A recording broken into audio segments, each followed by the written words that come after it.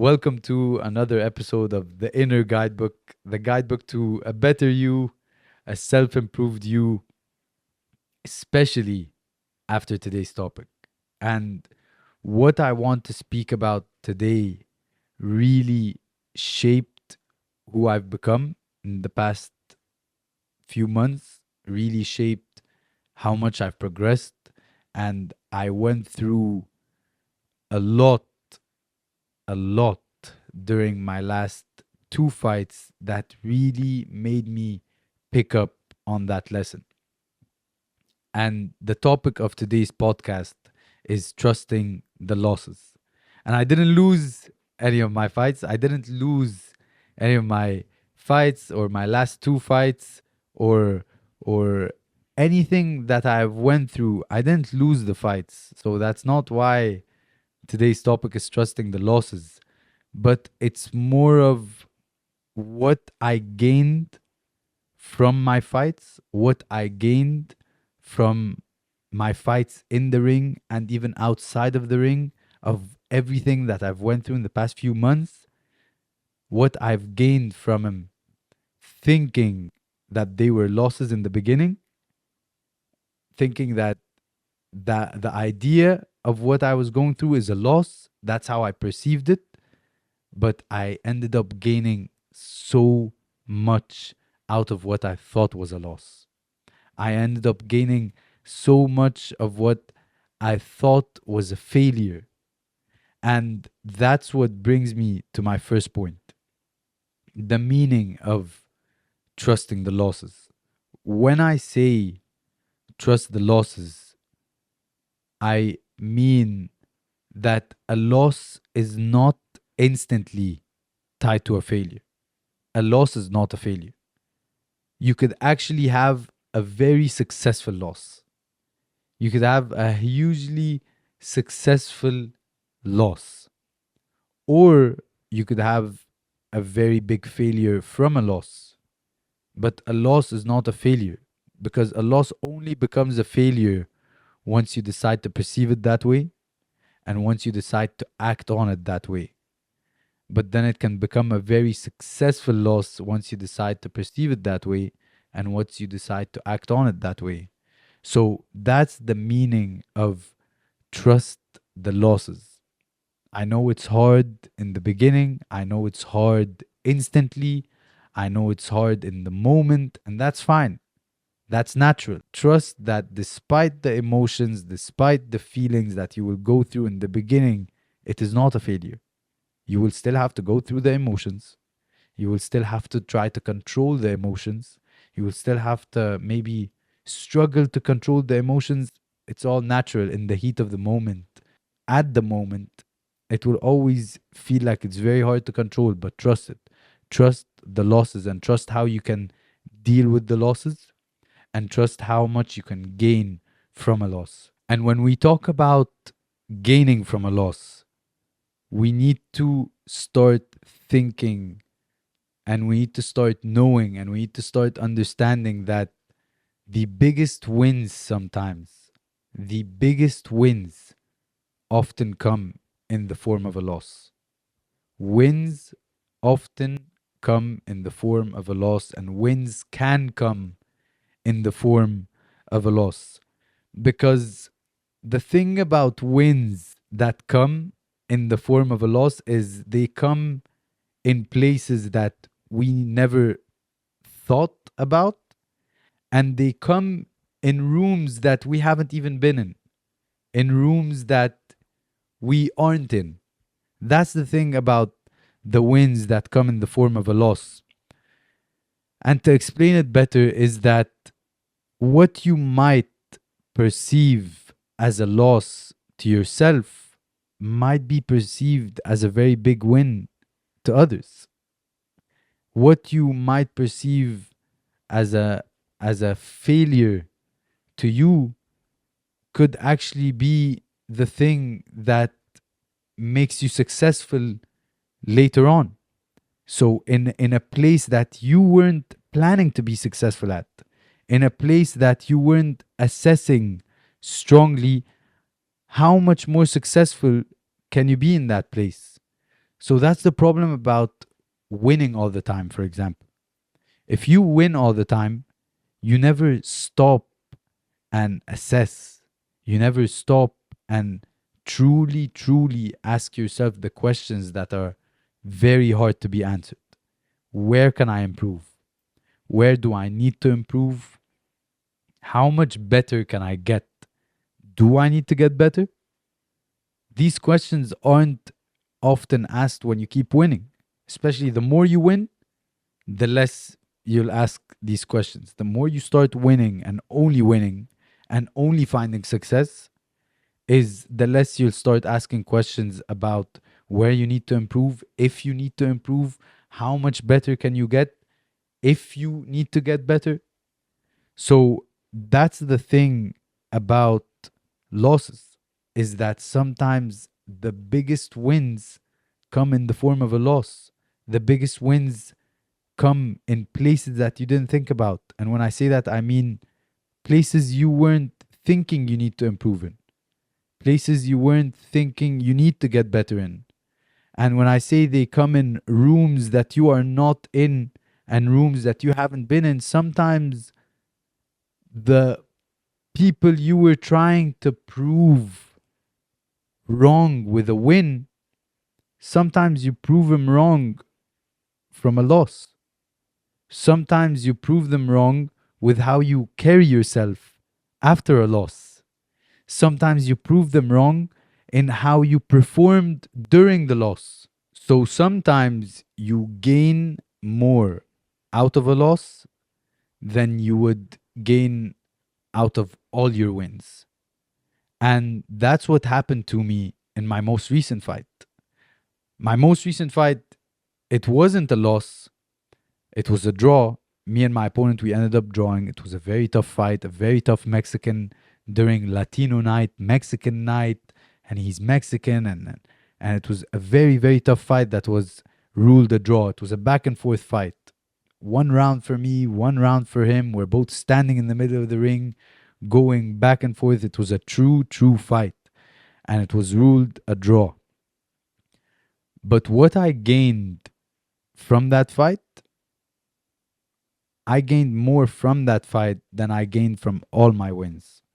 Because of how tough the opponent was, and because of how exciting the fight was, and because of how it was so back and forth, that night, the reception of the global and international audience, the reception of the Saudi and Arab audience after that fight was that Zizo is a real fighter.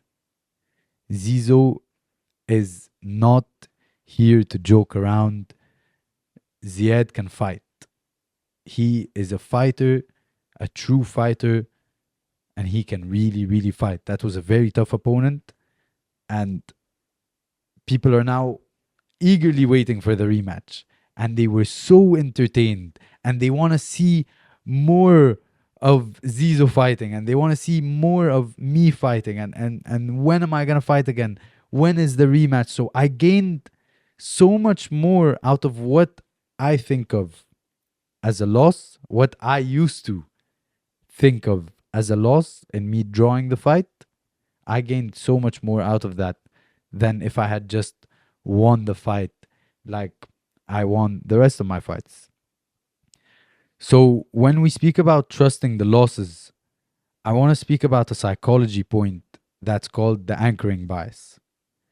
The anchoring bias is when in the moment you go through a loss, when you go through a loss in a big moment, in a big dream you had, or in a big test, exam, performance, when you go through a loss in the moment, your mind anchors to the future.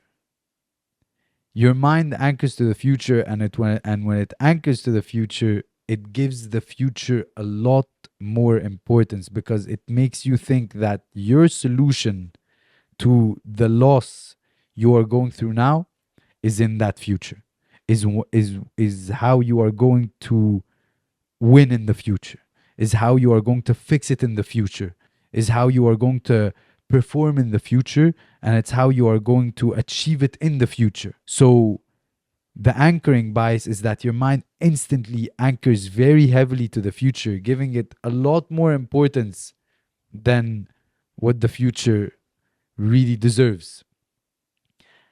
So we need to recognize that.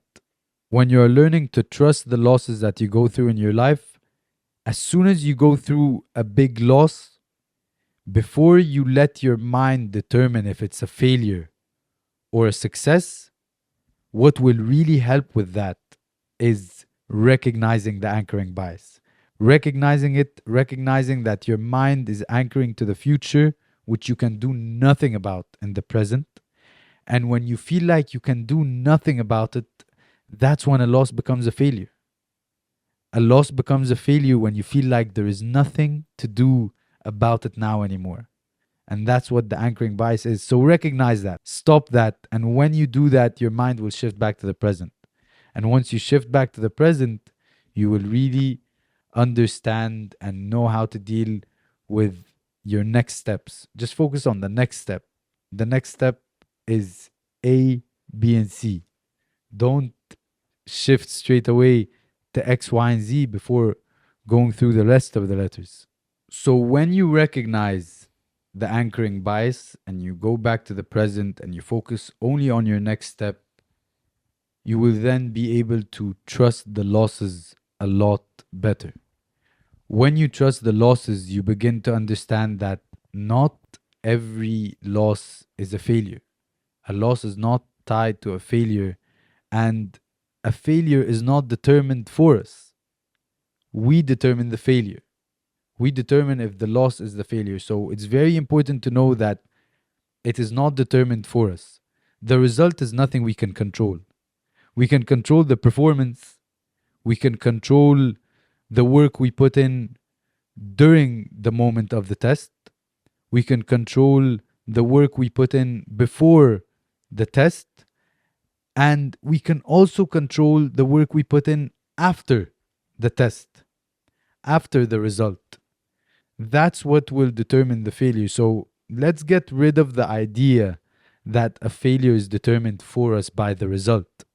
A failure is not determined for you by a result. A result is a result.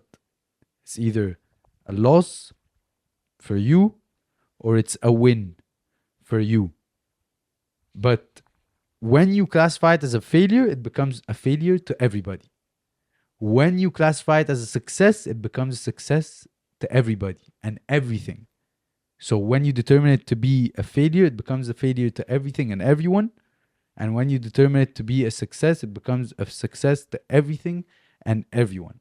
That's the thing about trusting the losses. Trust the losses and trust what you will gain out of the losses. And once you start learning how to deal with the losses after you first trust them, then you will deal with them properly, then you will act upon them properly, perceive them properly. Then you get into what I call the flow state.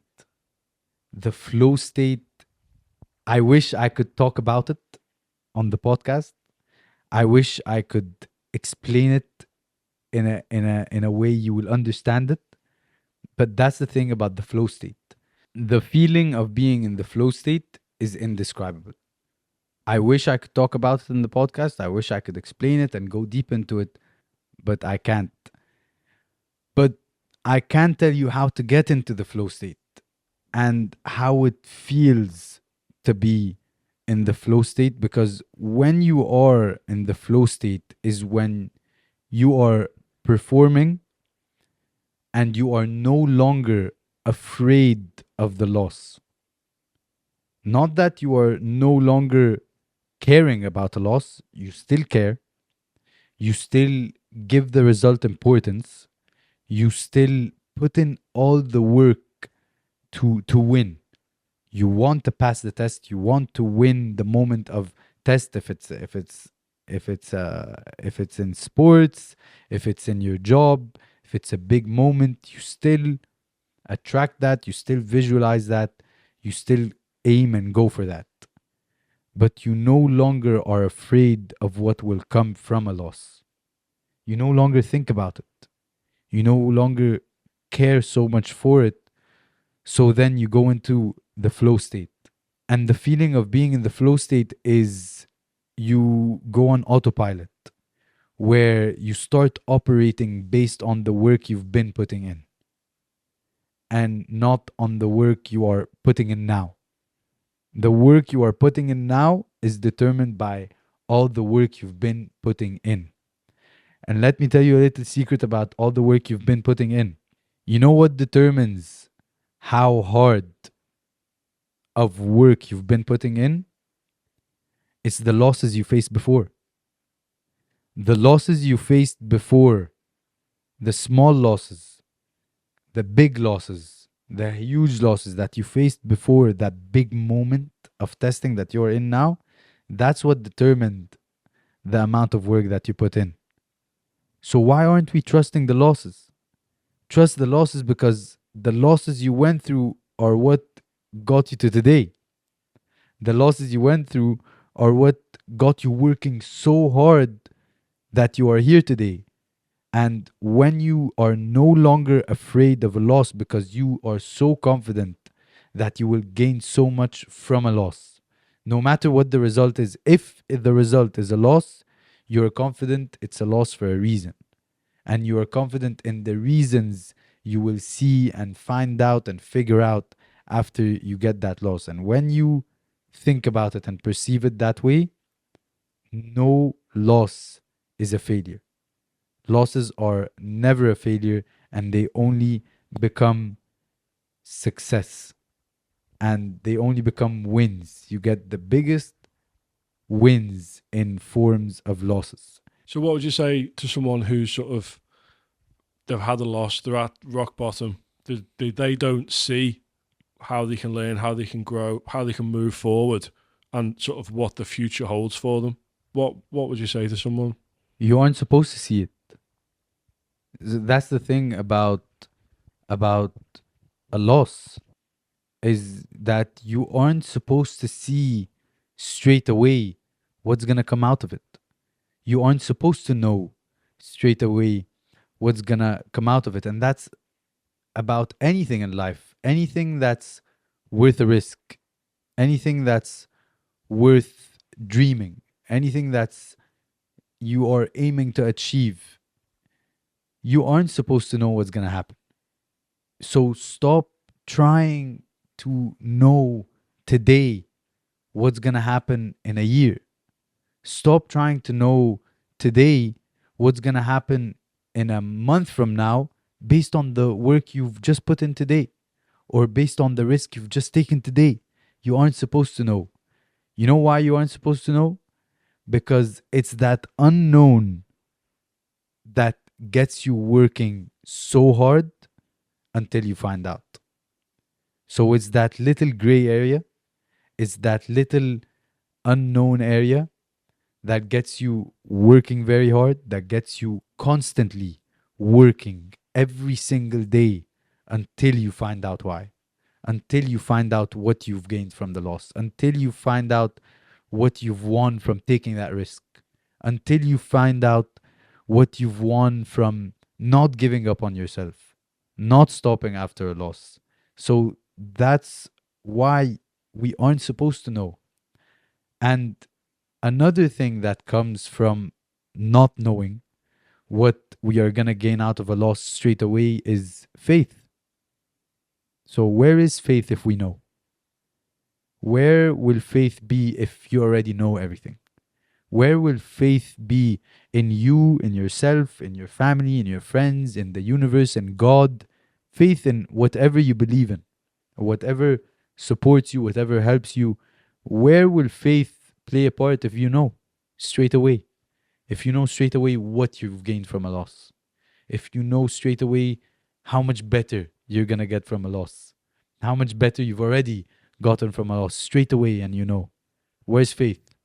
Then faith doesn't play a role. Then faith doesn't have any space to play a role. And then without faith, we don't take risks. And without taking risks, then we don't achieve. And to achieve, you need to work. And to work, you need to have faith. And it's a whole circle. But to have faith and to work and to achieve and to take risk, they all have one thing in common, and it's not knowing. And it's not trying to know straight away. And it's not trying to find out straight away. And it's funny you speak about that. And it's funny you speak about how do we know what we've gained from a loss, and how do we find out straight away.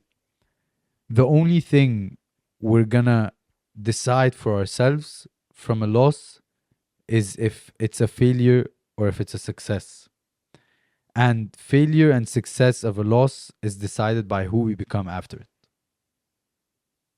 Failure and success of a loss is only decided by who we become after it and what we do about it after it. So I suppose it's more having faith in who you're going to become, what you're going to learn from that process. Having faith in that, trusting that the losses will lead to that. So trust your losses, trust that the losses will lead to a better version, improved version. So it's not having faith in who you will become or who you might become or what you might become. It's not a might. It's a question of trusting it, having faith in it. I know that this loss today is a success because of who I will become after it and what I will achieve from it and what I will pick up from it. That's what determines if a loss is a failure or a success. So once you see who you start becoming from a loss, then you start trusting the loss. Once you see what you've picked up from the loss, then you start trusting the loss. But the problem with it's actually not a problem, it's the beautiful thing about learning to trust the loss a long time after you've gone through it is that you end up slowly but surely trusting the loss instantly. Because you go through a feeling of small regret of why didn't I trust this loss earlier? Why didn't I have faith in this loss earlier? Why wasn't I so confident in this, in turning this loss into a success, or in that this loss will turn into a very successful thing for me? Why didn't I have faith in that earlier? Why didn't I trust this loss earlier? So you go through a feeling of regret. You know why? Because you've been beating yourself up. You've been beating yourself up while working hard. So what you end up doing is once you start learning how to trust the losses instantly, you start working as hard without beating yourself up.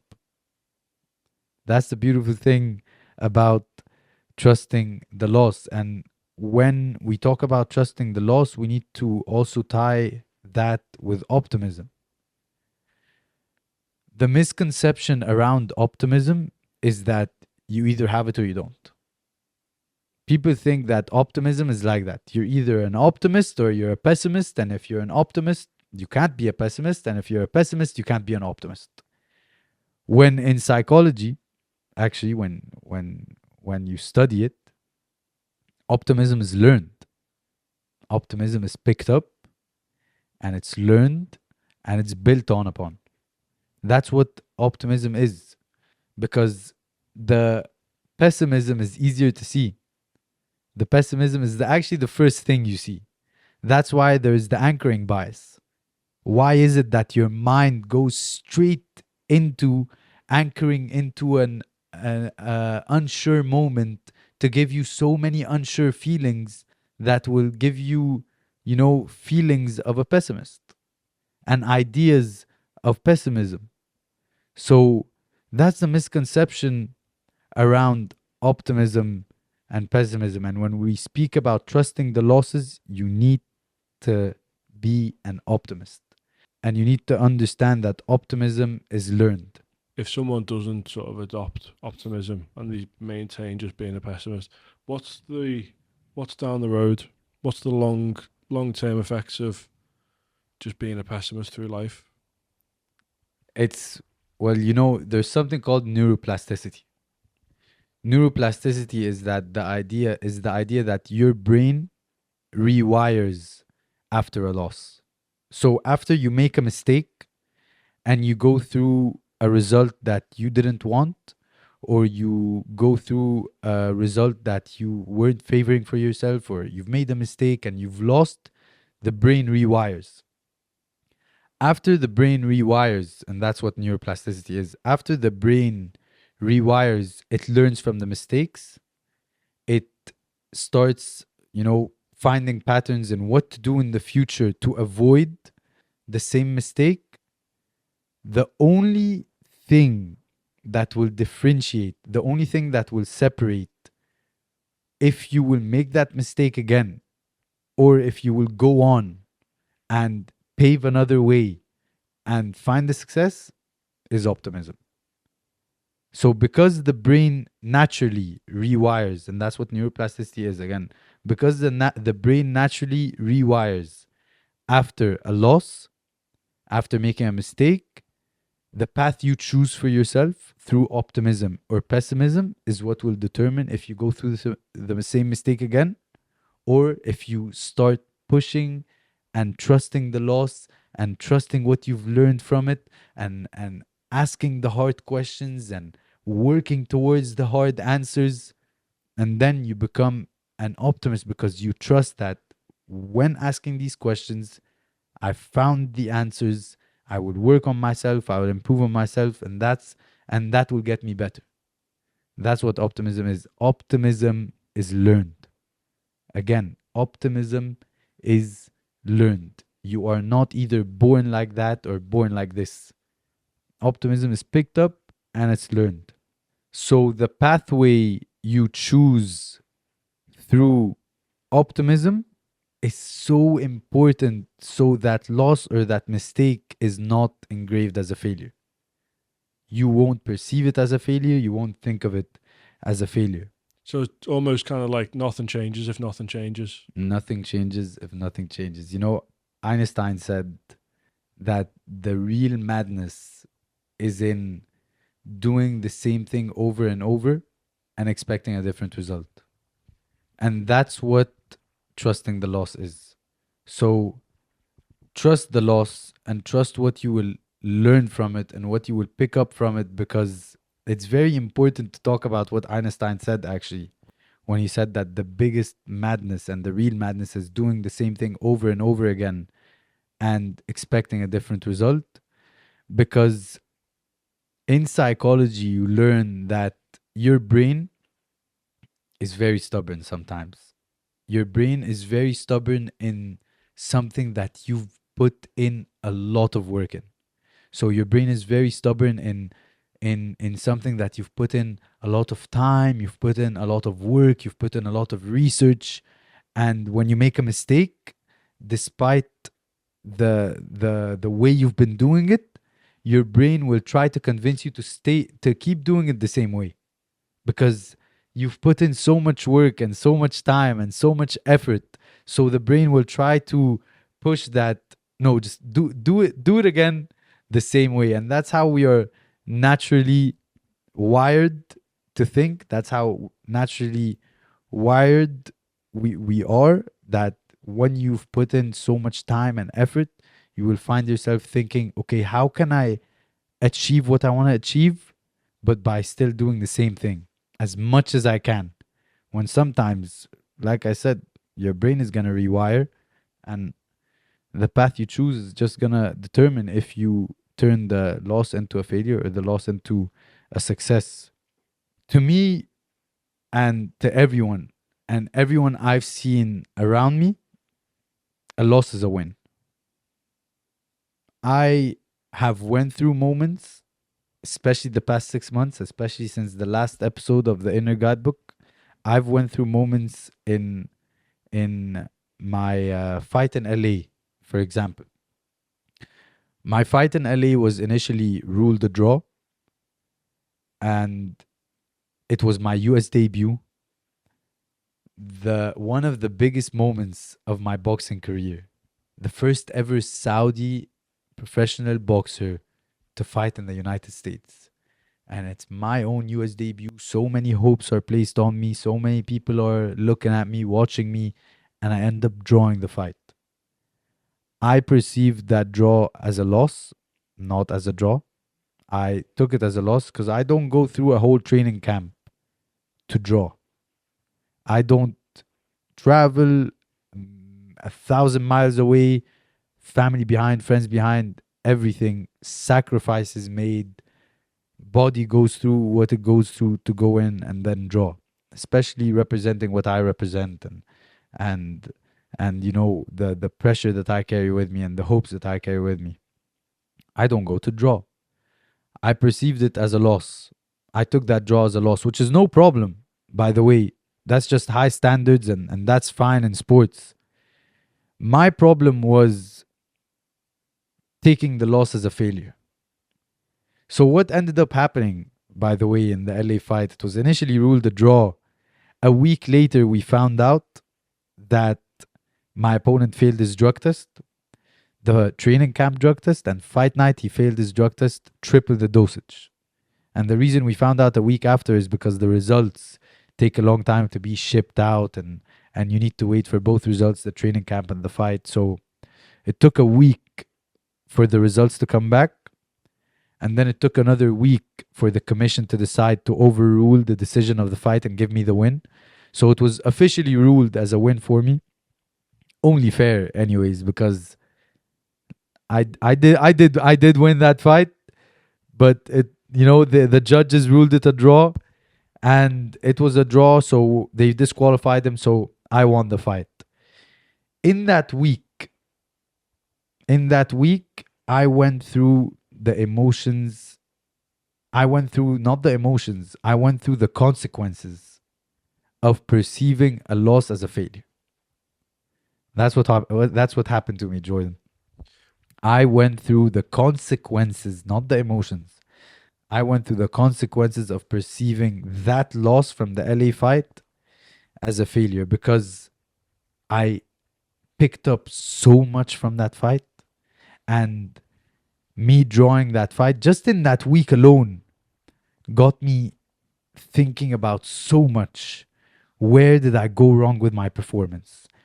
What could I have done better? Where should I put in the work to do better? Who have I where have I been lacking?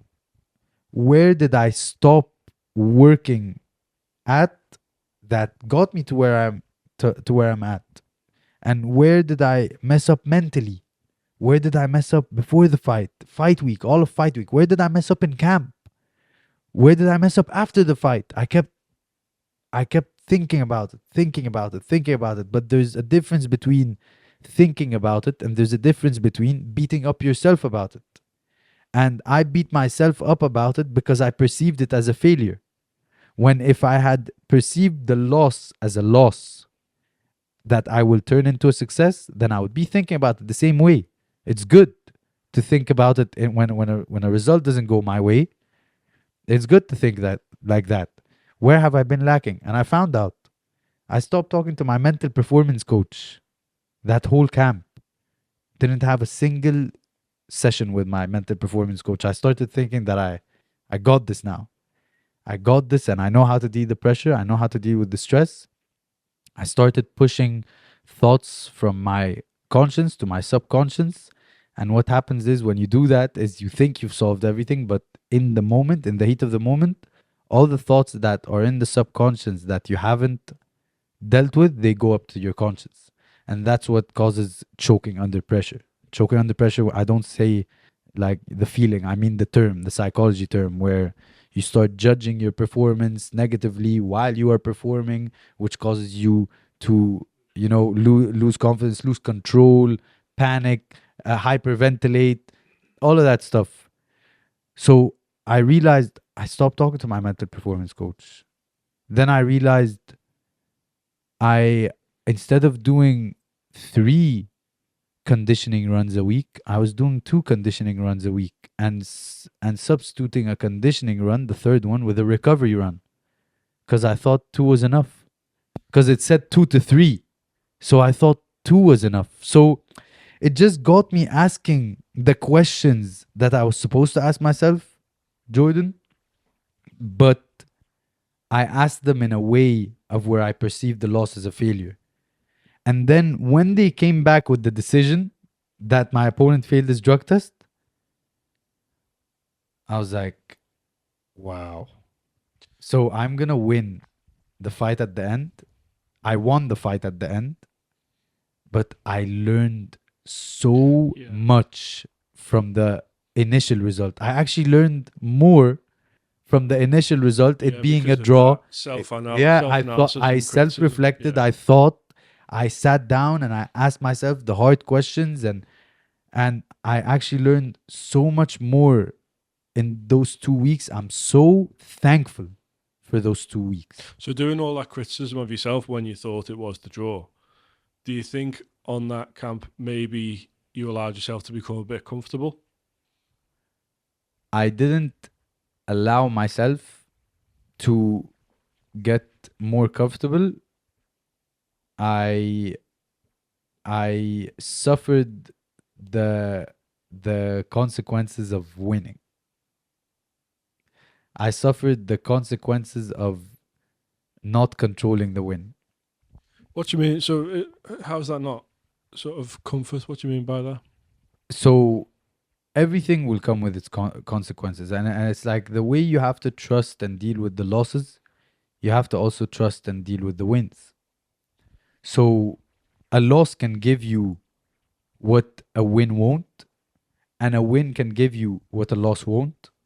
And when I say that, I mean you could actually lose more from winning, and then you can also gain more from losing. And it's all on how you trust each of them. So you have to trust the losses. And when we say that, we describe the meaning in the beginning is trust how you will deal with the losses. Trust what can come out of the losses and trust how you can control what will come out of the losses. Same thing for the winning. When you start winning and winning and winning and winning, you need to trust what you will gain out of the wins. You need to trust what might come out of the constant wins. And part of that is feeling that you did it all. Part of that is feeling that you are getting part of it is feeling too comfortable. And when you feel too comfortable, you don't ask yourself the questions of where do I need to work as hard? Where do I need to work harder? Where do I need to stay more consistent? Where do I need to put in more work? You start thinking that the work you've put in that has gotten you to here is the work you need to keep putting in to get you to there. So would you say So you start thinking that the work you've been putting in that has gotten you to level 1 is the same work you still have to keep putting in to go to level 2, and that doesn't make any sense. And that's the consequences of winning, and I think that's what I went through in my LA fight. But it's, again, we don't learn more from losses. Okay, it's not that, the saying where you learn more from losses than you do from wins. It's not that you learn more from losses, you learn longer from losses. And when I say you learn longer from losses, it's that it sticks with you. What you learn from a mistake, a big mistake, what you learn from a loss, big or small, sticks with you forever. And you learn longer from it only if you perceive it as a success. But you will beat yourself up about it for the longest time if you perceive it as a failure. So we don't learn more from losses than we do from the wins. We learn longer from the losses because of how it sticks with us and how much longer it gets us working. So losses are not failures. I think losses are not failures. Losses are eye openers for sustained glory. Losses are not failures, they're eye openers for sustained glory. And when I say that is they're eye openers for what you need for sustained glory. what you've been doing while winning and winning and winning before you get to the loss is not what's going to teach you the sustained glory or what you need to sustain that glory. You sometimes need that loss to sustain the glory. And that's why I always say sometimes you need to lose brilliantly so you can win greatly. So lose very well so you can win and become a great. You know, there's a difference between winning and becoming good and winning and becoming great. And to win and become great, you need to lose. But you need to lose in a specific way. You need to lose brilliantly. And losing brilliantly is only determined by how much you trust the loss when you go through it. How much you trust the loss and how much and how well you deal with the loss and how you pick yourself up from the loss and you learn from the loss and you ask yourself the tough questions and you answer those questions as tough as it is. You need to do it so you can lose brilliantly and win greatly. So ask yourself the questions that you have been afraid to ask yourself. That's what I love about trusting the loss. And that's what I love about loss. And again, when I say loss, I don't mean you're going to lose uh you are going to fail a test. I don't mean you're going to fail a big moment of a test. Maybe you can maybe you can get a B or a C when you've been wanting to get an A. Maybe you can draw a fight when you only work to win it, when you've only been wanting to win it.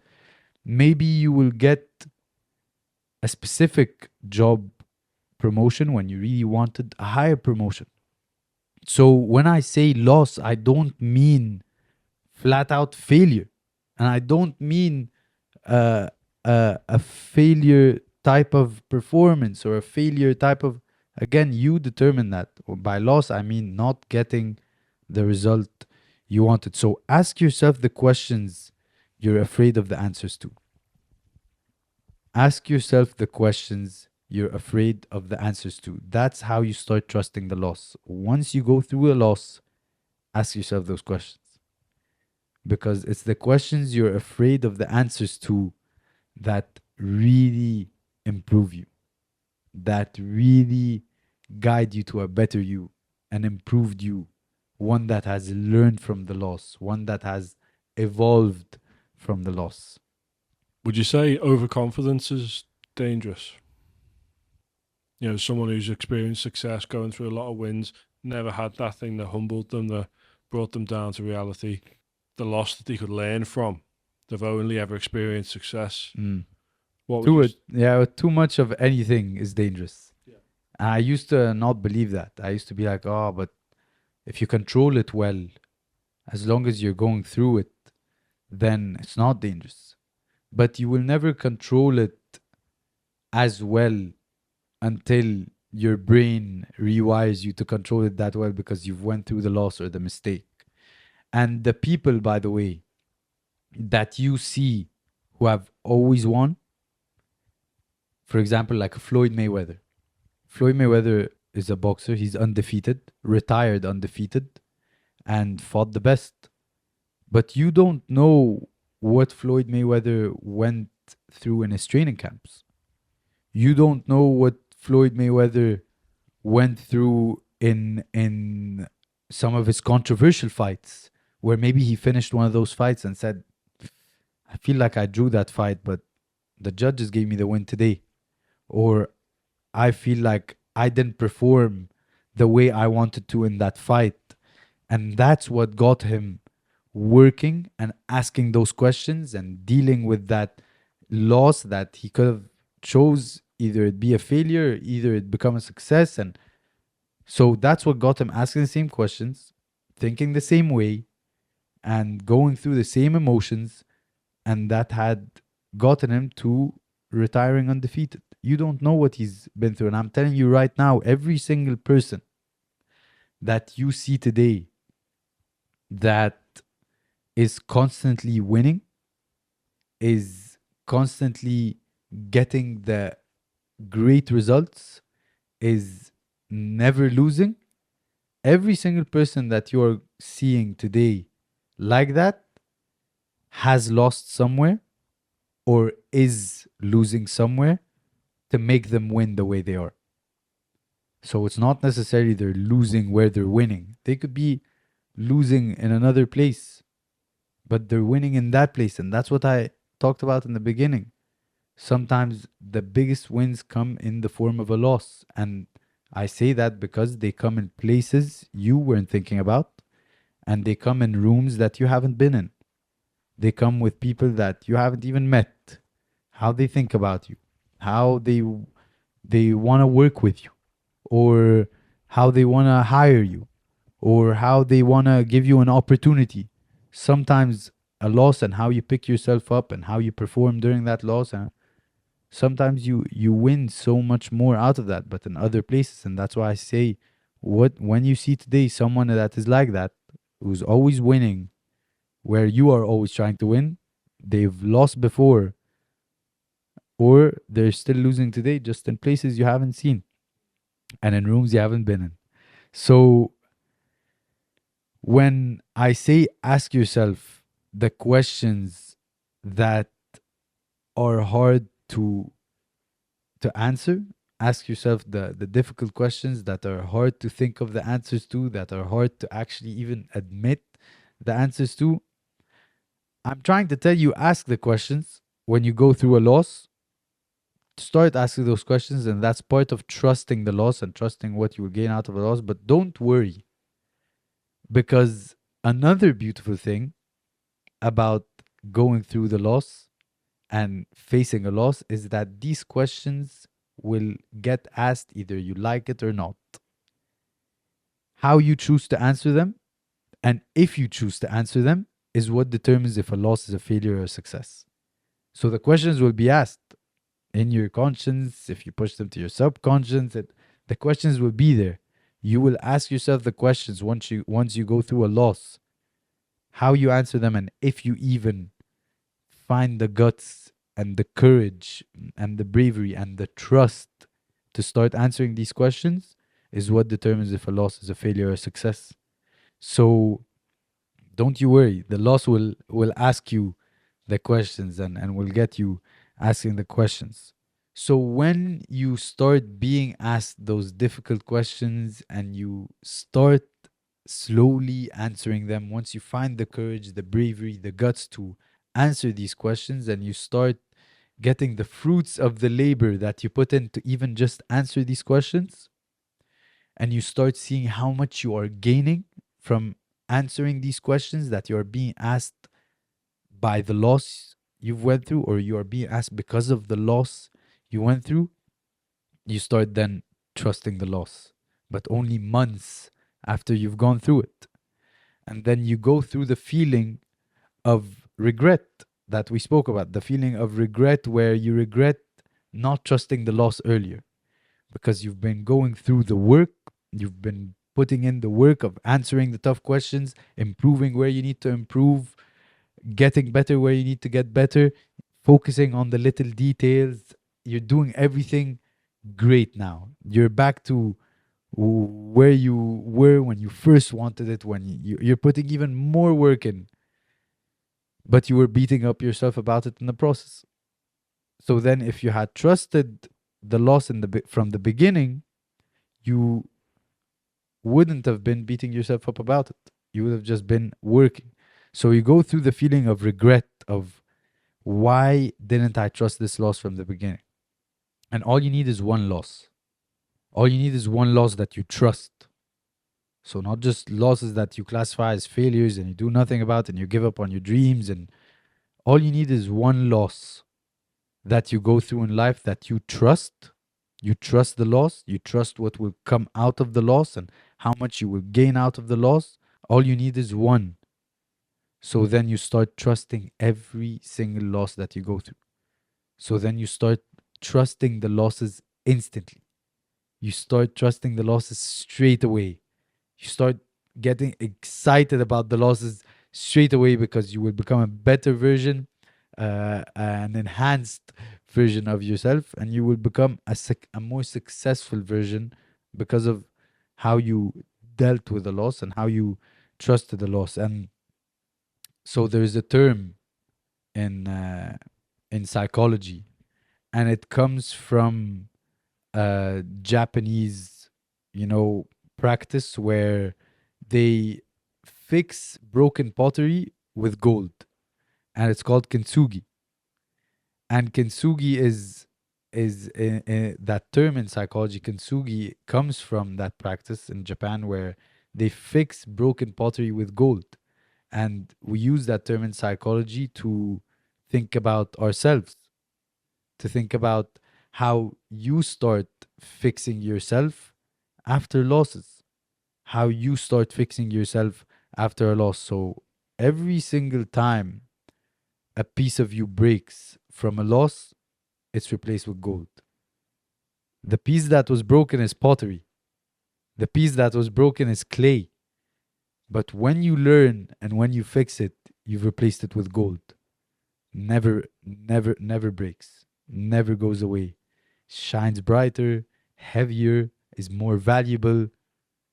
You've replaced the broken piece with gold. And that's what the psychology term kintsugi comes from. Like PTSD, like PTSD in humans, there's also PTG, post traumatic growth. So, like post traumatic stress disorder, PTSD, and it's like what you go through after a trauma, and what a trauma can do to you, and the fear it might instill in you, or the habits it might instill in you to avoid it, or to just not think about it, or what you might go through if you just think about it. There's also PTG, which is post traumatic growth. So with PTG, post traumatic growth is you go through a loss, you go through a mistake that was so traumatic, where it inspires and pushes insane levels of growth, and levels of growth where you will keep pushing and you will keep working and you will keep having that PTG, that post traumatic growth, where you will keep working, pushing, improving, and looking for details, and trying so hard to never have that feeling again, to never go through, not that, not the moment of a loss, but the feelings of not being able to deal with the loss, or the feelings of having to deal with that loss, thinking it's a failure. So I ask everyone, if you've picked up anything from this episode, if you will pick up anything from this episode, is to trust your losses. Keep trusting them. Keep trusting them. Trust them once, twice, three times, even if you get it wrong the first time, and you give up on one loss. Don't stop trying to trust the losses, because we always learn from them. We just see it down the line. Once you see it down the line, you will then start convincing yourself, okay, you know what? I should start trusting every loss instantly now. So trust them. But the biggest part, and that's what I want to close with, the biggest part of trusting a loss is not mistaking that with not going through the emotions of a loss. Don't beat yourself up about being upset about a loss.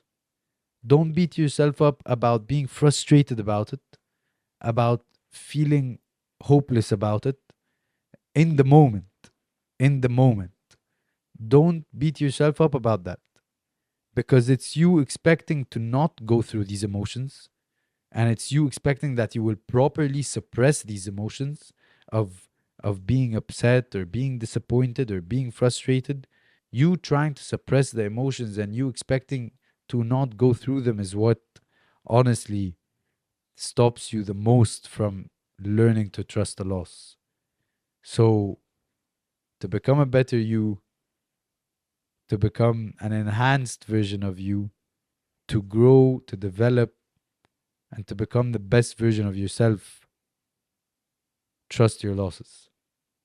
Trust your losses. And this was the inner guidebook today with a very important lesson from me, your host, Ziad Al Mayouf, and my very good friend who you've heard chip in, my videographer, my friend, and my brother, Jordan.